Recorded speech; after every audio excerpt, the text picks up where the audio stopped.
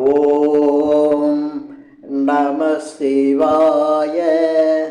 வணக்கம். நான் ஜோதிடர் மகேஜி பேசுகிறேன்.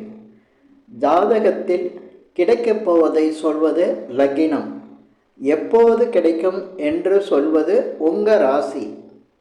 இப்போ பொதுவாக நிறைய பேர் ஜாதகம் பார்க்குறவங்க கேட்குற கேள்வி என்னென்னா, ஜாதகத்தில் லக்னத்தை பார்க்கணுமா ராசியை பார்க்கணுமா அப்படின்னு தான் நிறைய பேர் கேட்குறாங்க. ஏன்னா லக்னங்கிறது முதல்ல தெரியாமல் இருந்தது. நிறைய பேருக்கு லக்னம்னா என்னென்னு தெரியாது. ராசி தெரியும், நட்சத்திரம் தெரியும், அதை வச்சு ஜாதகங்கள் எல்லாம் பார்த்துட்டு இருந்தாங்க. இப்போ இந்த யூடியூப் வந்த பிறகு நிறைய பேருக்கு இந்த லக்னங்கிற விஷயம் தெரிஞ்சிருச்சு. இப்போ லக்னங்கிறது தெரிஞ்ச உடனே குழம்பிடுறாங்க, எல்லாம் குழப்பத்துக்கு வந்துட்டாங்க. லக்னமா ராசியா, லக்ன படி பார்க்கணுமா ராசி படி பார்க்கணுமா அப்படிங்கிறது நிறைய பேர் குழப்பமாக கேட்குறாங்க. இது யூடியூப்பில் அந்த ராசி பலன் சொல்கிறவங்களும் பார்த்திங்கன்னா அதுக்கு ஒரு தெளிவான விளக்கம் சொல்லாமல் ராசிப்படி கரெக்டாக இருந்தால் பாருங்கள், லக்னப்படி கரெக்டாக இருந்தால் சரியான்னு பார்த்துக்குங்க, ராசி லக்னத்துக்கும் பாருங்கள் அப்படின்னு சொல்கிறாங்க. ஏன்னா அது அவங்களுக்கு தெரிய மாட்டேங்குது. லக்னங்கிறது வேறு, ராசிங்கிறது வேறு. அதே போல் லக்னமும் ராசியும் ஒன்றா இருந்தால் லக்னத்துக்கும் பார்த்துக்கலாம், ராசிக்கும் பார்த்துக்கலாம். ஏன்னா அது ஒரே இடத்துல தான் இருக்க போகுது. ஆனால் ராசியும் லக்னமும் வேறு வேறு இடத்துல இருக்கும். அப்படி இருக்கையில் எப்படி அதுக்கு பார்க்கணும்? இதில் சில பேருக்கு லக்னமும் ராசியும் 6, 8, 12 இப்படின்னு இருக்கும். அப்போ அவங்களுக்கு எப்படி பார்க்குறது? பலன் எப்படி வரும்? 6ஆம் இடத்துல ராசி வரும், 6ஆம் இடத்துல லக்னத்துக்கு 8ஆம் இடத்துல ராசி வரும், 12ஆம் இடத்துல ராசி இருக்கும். அப்போ பலனெல்லாம் அப்படி தலைகீழ உண்டாவெல்லாம் மாறி போயிடும். அப்போ லக்னம்னா என்ன அப்படிங்கிறது எல்லாருக்கும் புரியணும், ராசினா என்ன அப்படிங்கிறது புரியணும். அதே போல் லக்னத்தை வச்சு எதை பார்க்கலாம், ராசியை வச்சு எதை பார்க்கலாம், ஜாதகத்தில் பலன் ராசிக்கு எதெல்லாம் பார்த்துக்கலாம், லக்னத்துக்கு எதெல்லாம் பார்த்துக்கலாம் அப்படிங்கிற ஒரு தெளிவு இருக்கணும். அப்படி இருந்தால் தான் அதை எல்லாருக்கும் தெளிவாக சொல்ல முடியும். இதில் நிறைய மிகப்பெரிய அளவுக்கு பணம் வாங்குகிற ஜோதிடர்களே என்ன சொல்கிறாங்கன்னா, உங்களுக்கு லக்னப்படி 40%, ராசிப்படி 50% இப்படி பார்த்துக்குங்க அப்படிங்கிற மாதிரிலாம் சொல்கிறாங்க. அதெல்லாம் கிடையாது.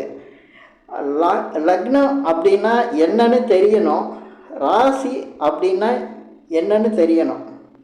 இந்த தெளிவு இருந்தால் மட்டும்தான் லக்னம் ராசிக்கு எப்படி பலன் பார்க்குறது அப்படிங்கிற விஷயம் எல்லாருக்கும் புரியும். அதுக்காக தான் இந்த வீடியோவை நான் போட்டிருக்கேன்.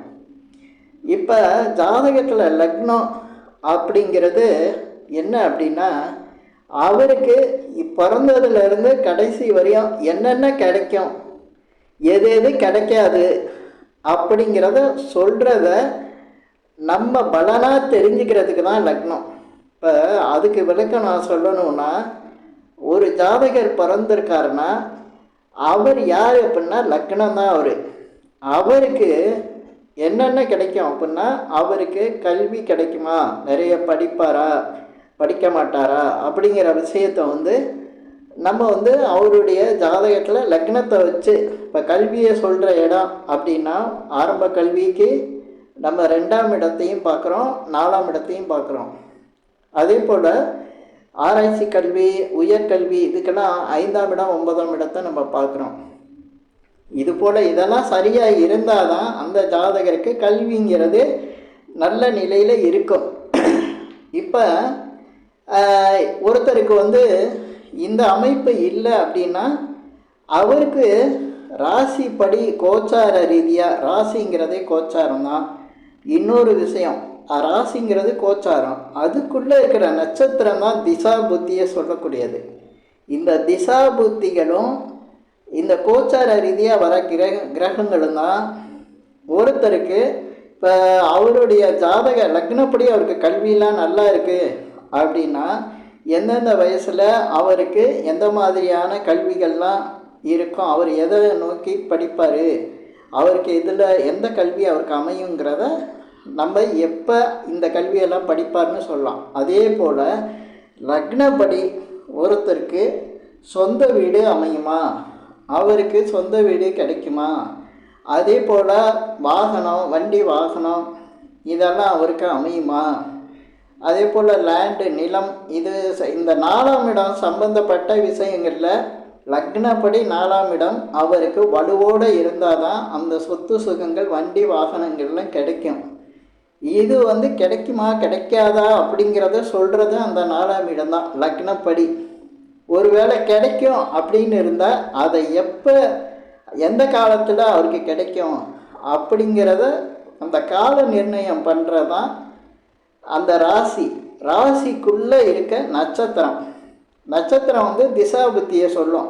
ஏன் அப்படின்னா ஒருத்தர் எந்த நட்சத்திரத்தில் பிறக்கிறாரோ அதுதான் அவருடைய முதல் திசையாக ஆரம்பிக்கும்.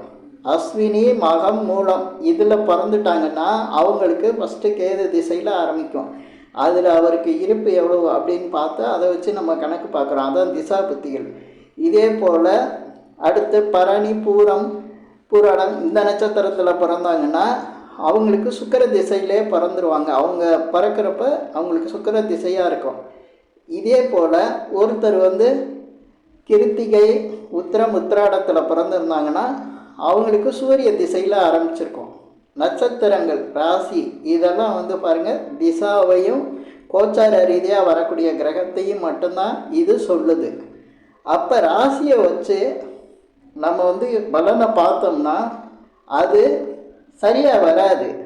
அதனால தான் யூடியூப்பில் நீங்கள் ராசி பலன் பார்க்குறீங்கல்ல, இப்போ ஏதாவது குரு பயிற்சி வந்துருச்சு, சனி பயிற்சி வந்துருச்சு, ராகு கேது பயிற்சி வந்ததுன்னா ஒருத்தர் மேசராசியோ அல்லது சிம்ம ராசியோ அல்லது ஒருத்தர் மீன ராசி, இந்த மாதிரி ராசியில் பிறந்தவங்க அந்த ராசியை போய் பார்த்துட்டு பலன்கள் சூப்பராக சொல்லியிருக்காங்க. ஆனால் என் லைஃப்பில் எதுவுமே அது நடக்கவே இல்லை, ஜோதிடர்கள்லாம் போய் சொல்கிறாங்க அப்படிங்கிற மாதிரி எல்லாம் சொல்லுவாங்க.